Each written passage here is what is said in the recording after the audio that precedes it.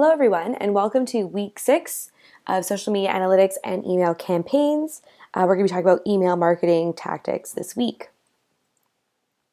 So for week 6, we're going to get into list building, segmentation, automation, and then a review of the final assignment again.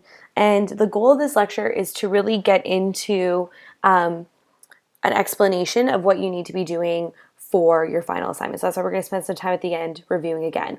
So just like how it says here, the first question of the final assignment is what is the purpose of your list and what are your list building tactics? So let's get into that discussion. So question number 1 of the final assignment is what is the purpose of your list? That question, to answer that, you need to tell me why are you trying to build this list of people? Is it to get them to sign up for a course? Is it to get them to read more of your website's content? Is it to get them to eventually be a paying customer? Or are you doing lead generation for something like real estate? Or are you trying to get more people attending your event? That's your reason for building the list. Like, why are all these people coming together to pay attention to your newsletter? But how you're going to build the list is where we can get into today. So it's important to integrate your list building into multiple aspects of your marketing. That's because the more opportunities you're taking to introduce your newsletter to people, the more likely you are to get more signups. So let's look at social for an example. Introducing your newsletter and encouraging people to sign up to your newsletter is a really great content example on social and is very good for social media campaigns, or ad campaigns, I should say. So that's really a strong tactic to build your newsletter list and your newsletter subscribers. I personally get hit with a lot of ads from bloggers and from consultants that are targeting the self-employed and entrepreneurs with the opportunity to utilize their services. So they'll run campaigns, saying free daily intentions for a stronger entrepreneurial life or something like that. And you sign up to their newsletter and they send an email a day with like a daily intention, or maybe it's something social media related. It's a newsletter sign up to receive daily updates on social media news and information. So all these types of campaigns work really well. Including it in social media content is a really easy way to take your audience from your social and then move it into your newsletter campaign, which newsletters are stronger for conversion than social. Your website's another really easy way to take advantage of an audience that's already there. They've clearly already expressed an interest in your company and your marketing because they've made it to your website. And so if they're not already a subscriber, it's a really easy way to have an open call out to encourage people to sign up through your website. And we're going to have a few examples that we can show you like that. For events, be it if people have to sign up online with their email address to RSVP for your event, or if they are at an event and your company happens to be sponsoring, there's opportunity to get implied or expressed consent to contact them with your newsletter.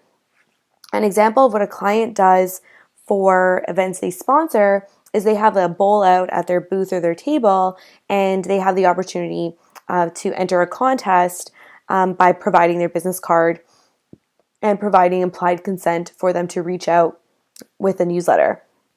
They've built their database quite rapidly as a result. They sponsor one of these events a month, and they gain 200 to 300 email addresses every single time that they then have built into a segmented list they continue to reach out to with newsletter updates. And shopping carts is a really good example too, and I think I personally have a lot of experience from being a consumer and receiving these emails and newsletters about abandoning my shopping cart or opportunity for a discount when I have stuff in a wish list. So when people are purchasing, it's a really great chance to get their email information because you need to do it anyway to send them their receipt. But also, it's a really great way to get express consent to receive a newsletter, especially if they've already expressed an interest in your product. I've seen websites that offer like 15% off if you sign up for our newsletter at the end of the purchase and something like that. By phone is like an interesting tactic because it's pretty rare that it's a part of a marketing effort. The way to think about this is, or an example is, charities that work through the phone book to contact people. They are probably in the best position to be asking for email contact information in order to sign somebody up for their newsletter. So keeping that in mind, that's an example of when that conversation would happen. But also, by phone is a really great way to get expressed consent for people to sign up for your newsletter. So if you happen to have like a business lead or a contact lead that you want them to sign up for your newsletter, but you only really have them as a in-person or phone client contact, and they did provide their email address to you at some point, asking them over the phone for their express consent to receive your newsletter is a really casual, comfortable way to ask for that consent. But typically, though, in terms of thinking like from an integration perspective, those first four are really where you have the most opportunity to capture the contact information for as many people as possible to add them to your email newsletter. Girlboss is an example of a website that does a lot of publishing of content. And I use them as an example because you can actually go to their website today, right now, and this is what you'll see. Right below their first featured article on the website is their encouragement for you to sign up for their newsletter. So join us for a hell of a ride, and they put in your email address and sign up. So I thought this was a very simple, engaging way because, they know that they've already gotten you to take an interest in them because you're on their website. And then you have this great article right here. Right below their featured article is this encouragement to receive news and more content. So it's a really direct connection between if you like content like this, then you can receive even more of this by signing up for their newsletter. And it's also a lot less annoying than the pop-ups that I think we've all gotten pretty tired of getting hit with. So that's just one example of a really great encouragement to sign up for a newsletter.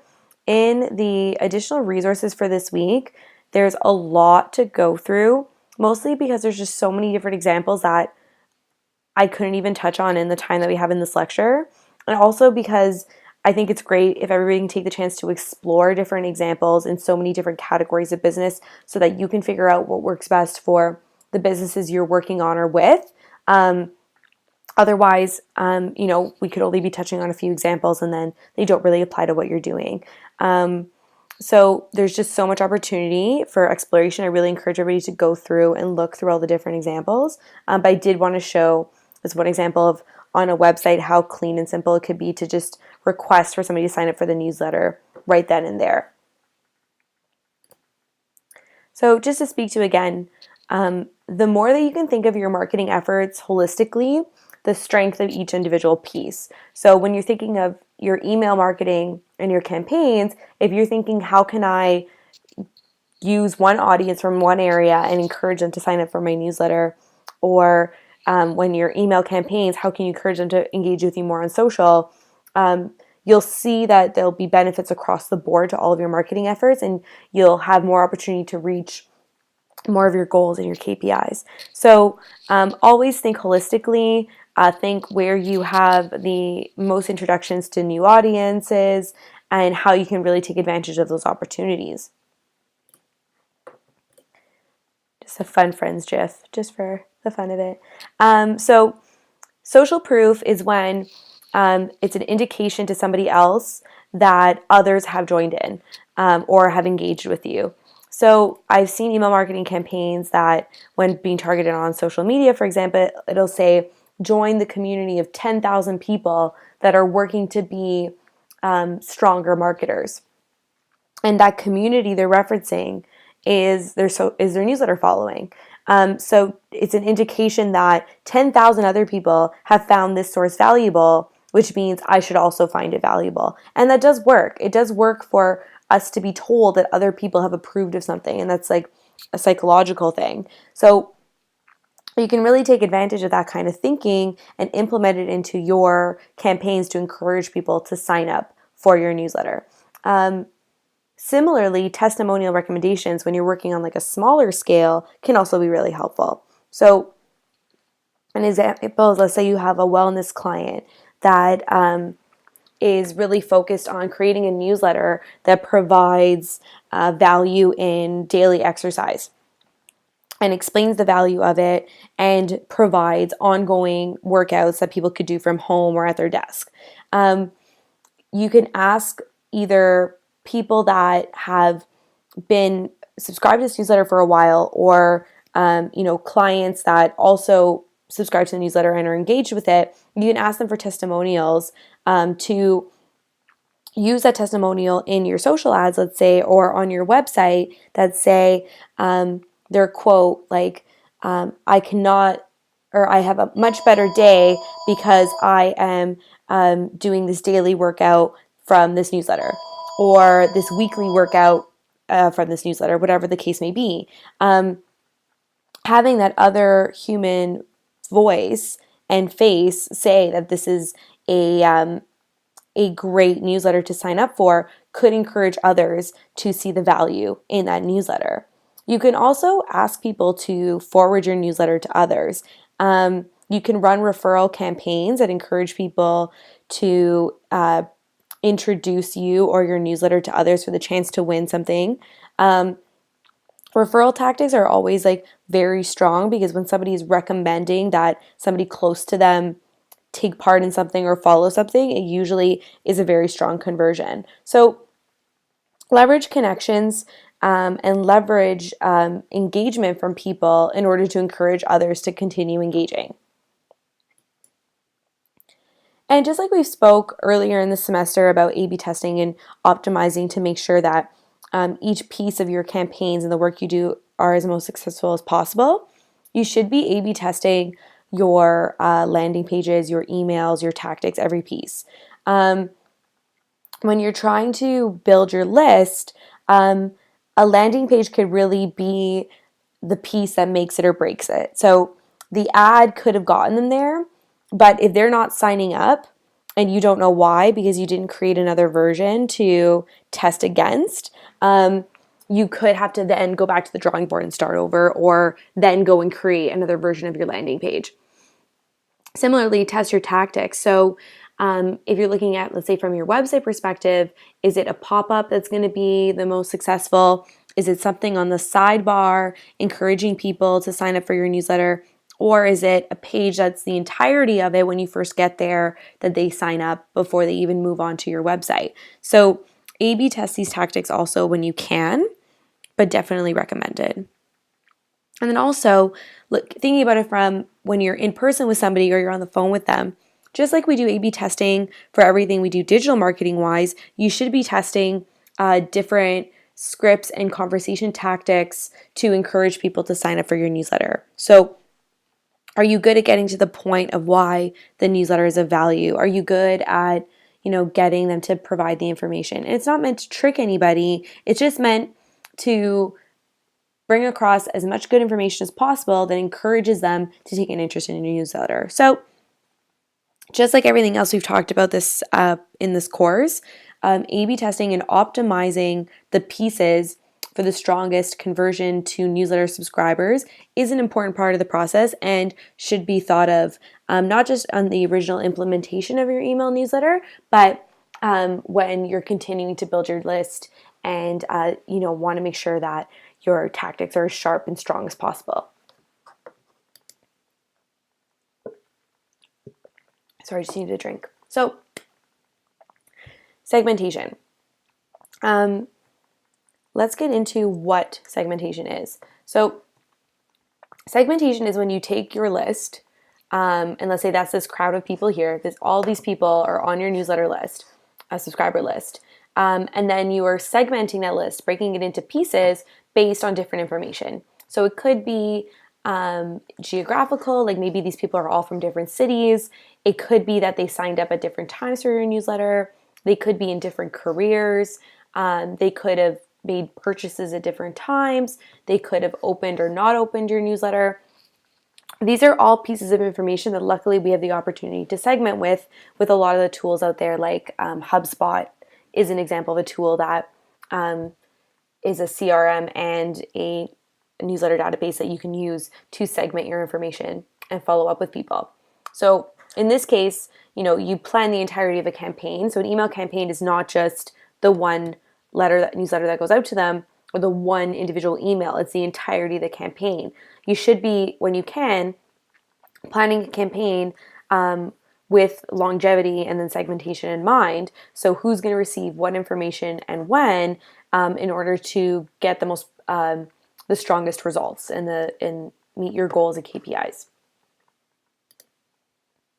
So email list segmentation works. There's a lot of research behind that email campaigns are much more successful when the lists are segmented. So this is actually just 4 out of, I think it was like nearly 20 different stats just from this one MailChimp piece.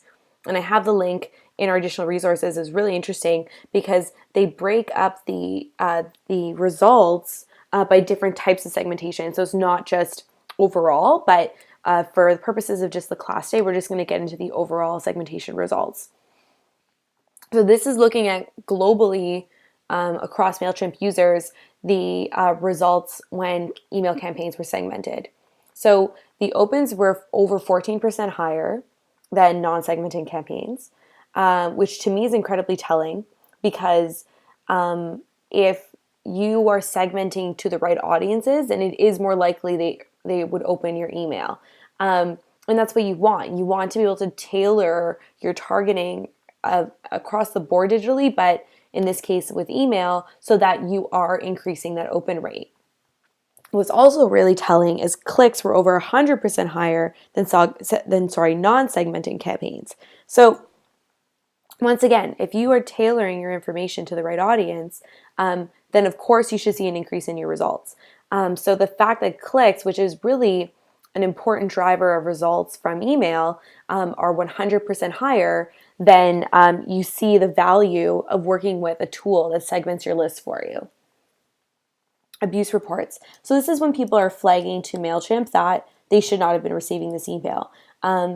They were nearly 4% lower than non-segmented campaigns. So once again, with the information that you have that you can segment your list, and you are tailoring your content to the segmented piece of the list, then people won't feel like they're getting something they're not supposed to be receiving because you're using data to tell you that you should be engaging with them and with what content you should be engaging them with. Also, unsubscriptions were nearly 10% lower than with non-segmented campaigns. So these are really great numbers because if you think about it from a global perspective across every single type of segmented campaign, regardless of the type of segmentation, these results are very good. So go ahead and take a look at the list when you have time because it's really interesting to see the results based on the different types of segmentation, be it geographical or career. It was broken into so many categories. It was so great to read.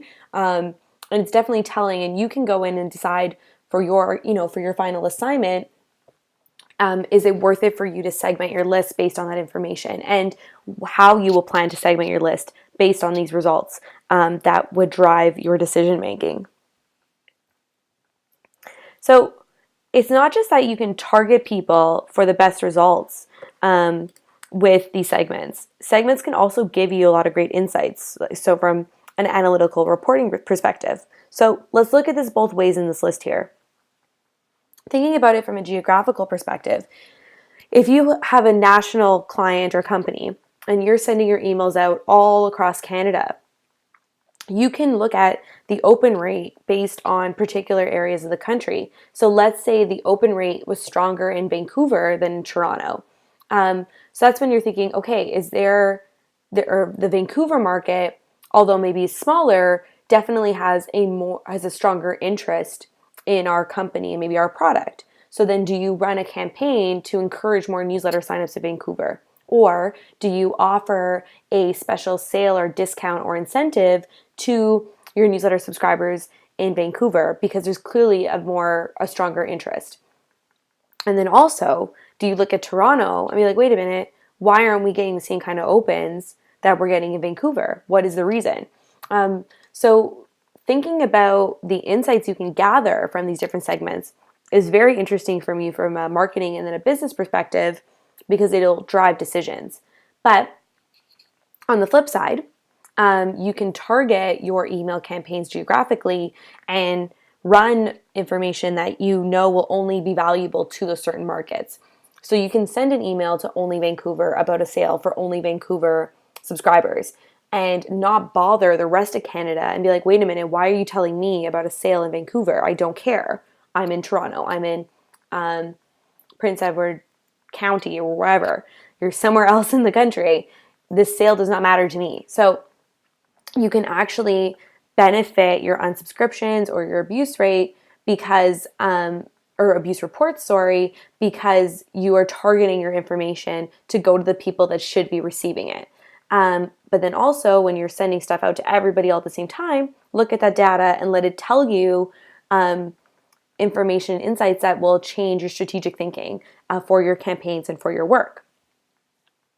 Purchase history, another really good example. What you can do is when you send out that national email, you can go and look at the purchase history after the fact of what happened from that email when somebody clicked it, opened it, and went to the website, and how many converted, of course. But then also you can look at things like if this subscriber and then also, account holder on your website purchased something 2 weeks ago, are they more or less likely to open your next newsletter? And that can actually affect the way you send out newsletters. So if somebody's purchased a product in the last 4 weeks and they're less likely to open a newsletter about new products on the shelf because they just bought something, you can choose to stop sending them that email and send something else within the 4 weeks that maybe encourages them to buy an add-on to the product that they just bought, or new sale items related to, maybe it's like we can use IKEA, for example, and somebody just bought bedroom furniture in the last 4 weeks. It could be new sale items in bedroom. And then they would, knowing that your customer just bought a brand new bedroom set and probably needs bedroom items, they would receive that email and then go and buy the add-ons like picture frames and candles and things like that. So once again, thinking about it from the perspective of, should they be receiving this email based on their purchase history, or can their purchase history tell us something that we should be sending them? And then event attendance. So if people are signing up to attend an event and they're buying their tickets online, what's great is if you're tracking when they come in through the door at the event, whether or not they've attended, because you can then follow up with them after the fact with some sort of incentive for the next event to encourage them to come out. You can follow up with a survey to find out what they thought of the event and if there's any improvements that could be made. Or if it was for maybe the introduction of a product, you can follow up with some sort of maybe discount or something to that attendance list. But then their engagement with that promotion could be very telling. So if they attended the launch of this event, or this new product, and they're hit with a email encouraging them to purchase by providing a discount code, and then they're not engaging with that discount, what is that telling you? And that's where you have to start looking at, is it the product itself that they're not interested in? Was the event not telling enough and descriptive enough to explain, what the product does? Did it not showcase the product enough to encourage them to purchase? This is all stuff that once these things start to come up and you're noticing that the insights are telling you something, you need to sit and start determining what's going wrong in the process. So once again, it's an example of, should they receive this email? So did they attend the event? Do you follow up with a survey for the event, whatever the plan is for your marketing campaign? And And then on the flip side, did they attend the event and then not purchase maybe the product that's being promoted? Or did they not follow up for the next event? So let the insights tell you what's going on and then determine what your next steps are. Shopping cart abandonment is one that, it's a pretty obvious one. It's a really simple one to act on from an e-commerce perspective, because if people have already made it to the point that they're picking out your product and they're not buying it, often we'll actually get into a stat about this. The most frequent reason is the shipping costs. So can you follow up with an offer for free shipping? Or can you follow up with an offer for another add-on? So the segment in this case would be the people that abandoned their shopping cart, and what is the insight that's being provided there. So that's where you start testing out different tactics, like offering free shipping to rule out reasons that they abandoned their cart. Donation history is another telling one. If people typically donate around the same time of year, you can segment your list into the donation time and then make sure that you're hitting them with the encouragement to donate again around that time of year. Or on the flip side, you can continue to encourage them in different seasons to figure out if there's opportunities to engage with them at other times. But if there's a pattern that if people donate at one time a year, are they opening the emails the rest of the year? Or is it to them like, I just did my donation, I don't need to read about this right now? And then how do you tailor your newsletter email campaigns around that mentality that, I'm already done this part of my, donation this year. I've already done that. I don't need to really worry about them until November or December, which is like the typical donation time of year. So this is another example of, when am I sending this person the information, or why are they not engaging with us at certain times of year? What insight is that giving me into my engagement with them? Opens is another thing that I kind of mentioned at the beginning. It's really important to look at if there's a pattern for people opening or not opening your emails. It can be incredibly telling what they are choosing to open and what they're not opening, and how you can continue to market to them after the fact. And we're actually going to get into that in automation in the next section. But it's just an important thing to remember of questioning, is it the content? Was it the subject line? Was it the timeliness of the email? All these things should be factored into trying to understand why somebody did or didn't open your email.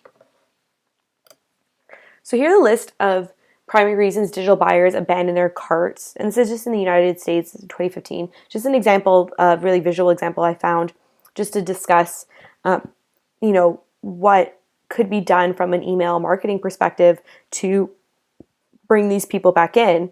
But for example, like unexpected shipping costs is the top reason that people abandon their carts. So that's why email campaigns that segment and target people who abandon their carts are so popular, because they know that that's the majority of the time the reason people are abandoning the cart, and they target them with, maybe it's free shipping or a discount code or something to try and reel them back in to get them to finish that purchase.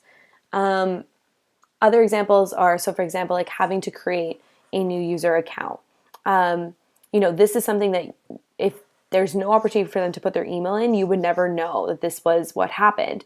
And that's where you have to look at your purchasing process to see if you're seeing a drop off, but then you can't have an explanation why. It's always good to look at the process that people have to go through to purchase. Conducting research to buy it later, another example of an email campaign that stemmed from here is you can follow up kindly with something like, hey, don't forget about us, or reasons to buy our product over the competitor, are all examples of if you factor in people researching, especially if it's a pricier item, that's a really great opportunity to re-engage them and to bring the information to them. If they're comparing, that's a really great chance to have an email campaign around customer reviews or around media reviews, and they receive an email with all these great pieces of feedback and testimonials from others that encourage them to buy the product. So that's just a couple examples of, looking at data and insights and then creating segmented opportunities for your email campaigns based on this kind of information.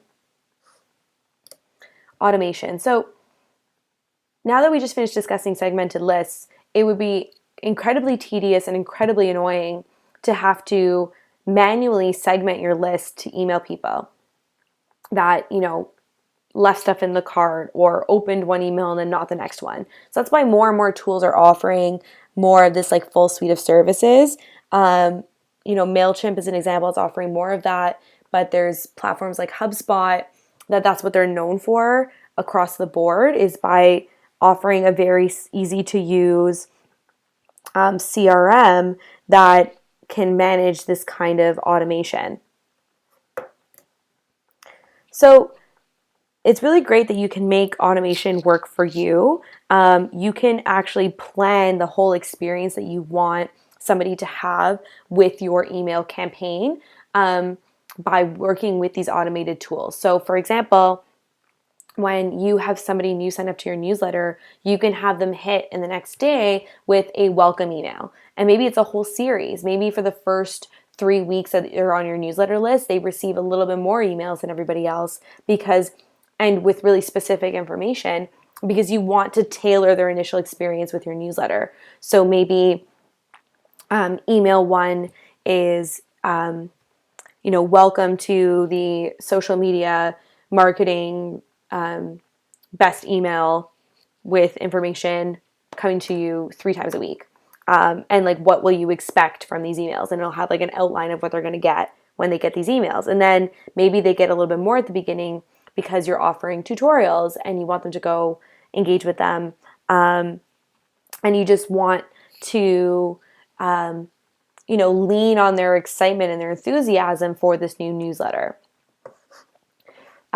Course series are very popular, particularly with people offering social media advice and marketing advice. They'll offer a course series that comes into your inbox over a certain period of time. And that's all through these automated systems that they are able to do this, because they'll sit there and plan those emails, plug it into the automated system, have it segmented based on who signed up and when, and then pump that content into their inboxes. So I've subscribed to a few of these, and it's usually very well managed because the automated system has it all timed so well. Event reminders are a really good example of when automation can be very helpful, because if somebody has to sign up for, maybe it's a charity event so early in advance, like 6 months to a year, you can schedule for these people to receive automated reminders based on their purchase date. And that's a really simple way to make sure that they keep getting contacted by the charity or by the sponsor, whoever it is. And like we mentioned before, shopping cart abandonment, you can have an email already prepared for when people abandon their shopping cart for more than 2 days. And this segmented list is then contacted with this shopping cart abandonment email. So that's all this stuff that you can do with automation. You can plan so far in advance for every single thing that could come up, so that you don't have to sit there and manually reply to people and try to manage this kind of engagement.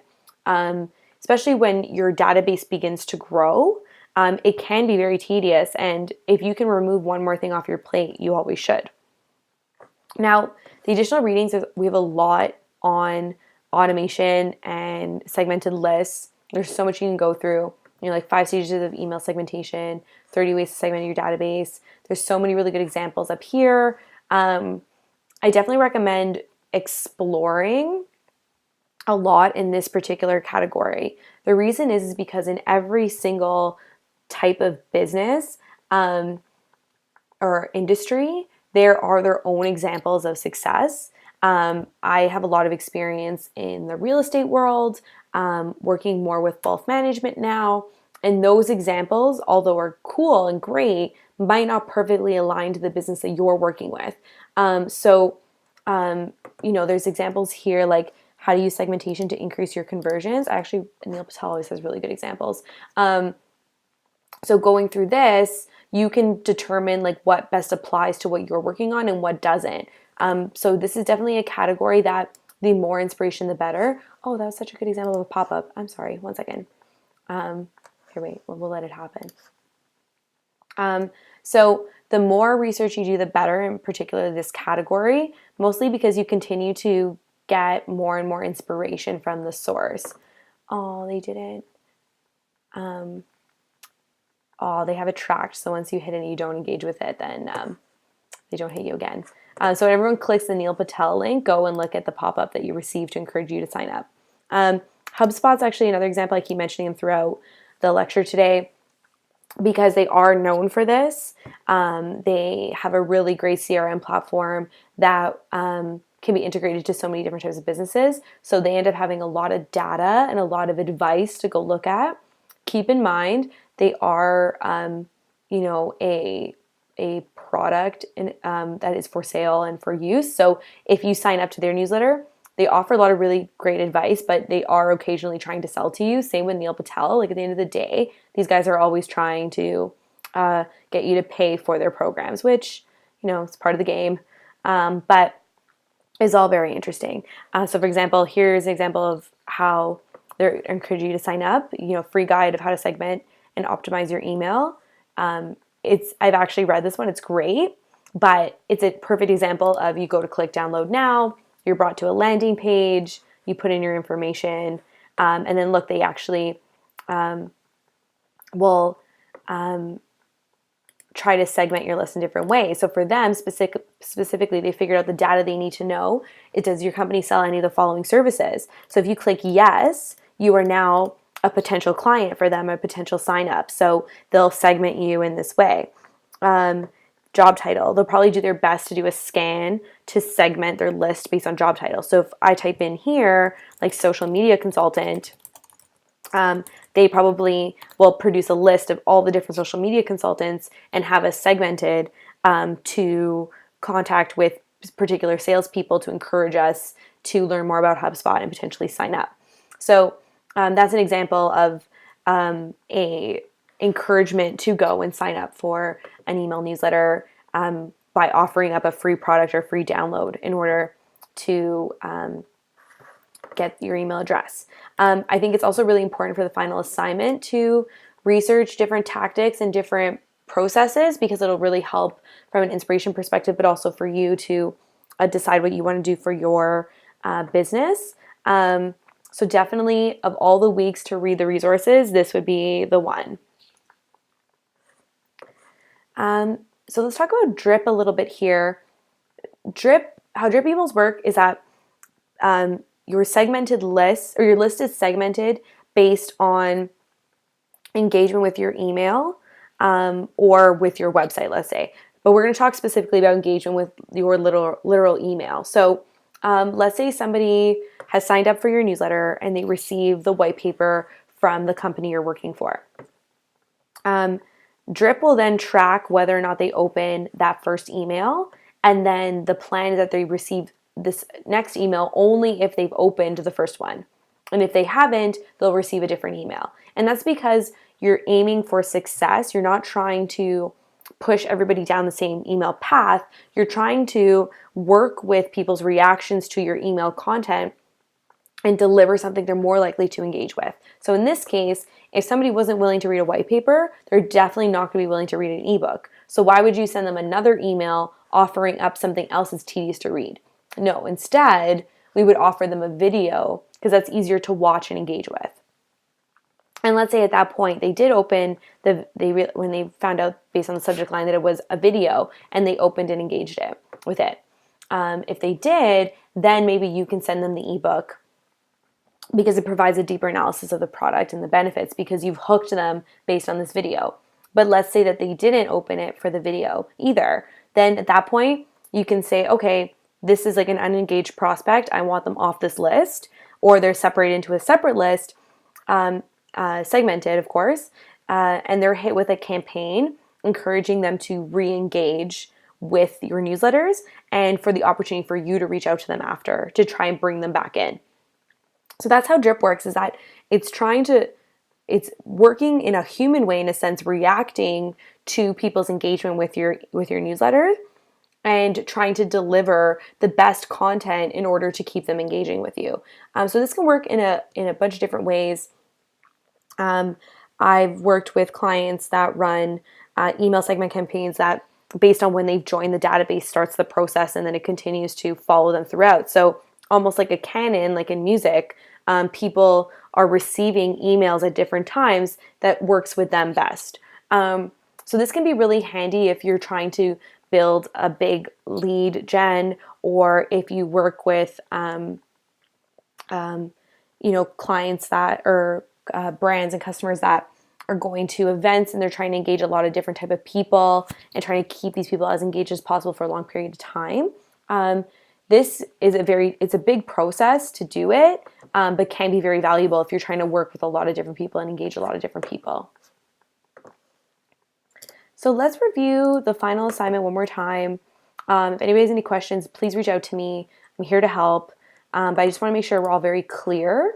So like I was talking about at the beginning of the lecture today, in this beginning intro of your assignment, we need to know like what is the purpose of your list, what are your list building tactics. So let's actually go back to here. This would be where we'd be talking about tactics. So your integration into the other aspects of your marketing apparatus. So are you running social media ads that encourage people to sign up for your newsletter? Are you going to have a pop-up on your website that encourages people to sign up? Are you going to be attending events and running a contest asking people to provide their email address? Or are you just going to be running events in general? They need to RSVP through a website? Are you going to collect email addresses at the shopping cart point of purchase so that if you're only running ads to encourage people to buy product, you are still building your newsletter list simultaneously? So this is where we're talking about the tactics. Like, how are you planning to bring in these email addresses? Do you plan to segment your list? And if so, what are your segments? So, with the HubSpot example, are you going to be segmenting based on job description or career? Are you going to be segmenting based on city or province or country? Maybe by age, maybe those are probably the bigger examples. But basically, how are you segmenting? Or maybe point of or most recent purchase. Any of these can be ways that you're segmenting an email newsletter list. Do you plan to implement automation, and what's the plan? So you don't always have to be running like a campaign that focuses on welcome emails and email drips and getting that intense. You could also plan to have maybe only one welcome email, and then the automated piece is the fact that this email goes out monthly to this audience. So just thinking about what level of automation that you need for your specific business. And then we're picking your month for your campaign. What is the goal of the campaign? Is it more purchases? Is it more event attendees? Is it more signups for a course? And then you're getting into your KPIs, your tactical metrics. And so similar breakdown of the dashboard for assignment 2. If you just keep breaking down all the different pieces until you are at a tactical level understanding of what you need to do. So let me know if you have any questions. Happy to review, of course. I'm also going to record a second half to this lecture. This is the main half. Like, this is the half that is the teaching side of it. I did want to provide a tour of MailChimp as a bonus. So I'm going to record that for everybody on Wednesday and then add that to our week 6. But this is the main piece. I just wanted you guys to get to see the back end of MailChimp a little bit. So that when you get started, you have some understanding of what the free version of MailChimp looks like and you know where to get started, because I don't want to leave you guys in the dark in that. So this is the first half or the main half of the lecture, and then we'll have a MailChimp tour uploaded on Wednesday. So like I said, if anybody has any questions about the final assignment, please contact me. I'm here to help. I want to make time to give you all my individual attention, and so the sooner you do that, then I can actually help out a little bit more in depth. So thanks everybody, and have a great week.